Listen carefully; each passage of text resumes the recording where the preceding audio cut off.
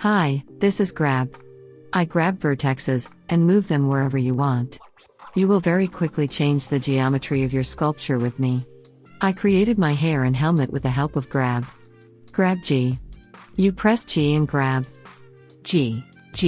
It's simple. Do you remember play with me, demolish? You will surely remember. I will be useful to you more than once, so remember me.